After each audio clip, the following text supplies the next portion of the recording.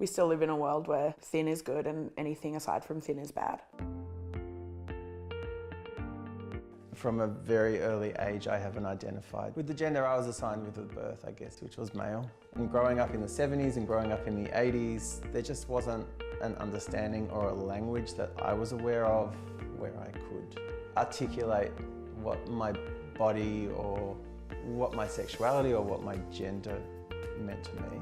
I walk differently from everybody else, so I always knew that I was different from my siblings, my cousins and my friends. Now because I have a scar down my back, at the start I was like, I'm gonna have this scar, I'm never gonna show off my back. And that kind of thing affects, the idea of speaking up for yourself. But the back of my head is always, they're gonna turn around and call you a fat bitch.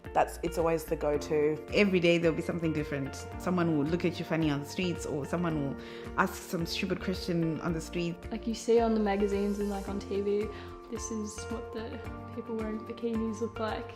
Skinny girls, with this perfect shape, and I do not have that perfect shape. I used to always want that curve, that perfect curve. My journey to having a healthy relationship with my body was pretty long. I was 19 when I first encountered ideas of body positivity and more precisely fat acceptance on the internet through Tumblr.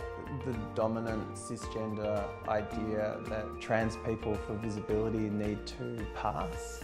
I'm certainly not passing. Coming to terms with my own identity was not really caring about passing. In the disability community, you're the only black person.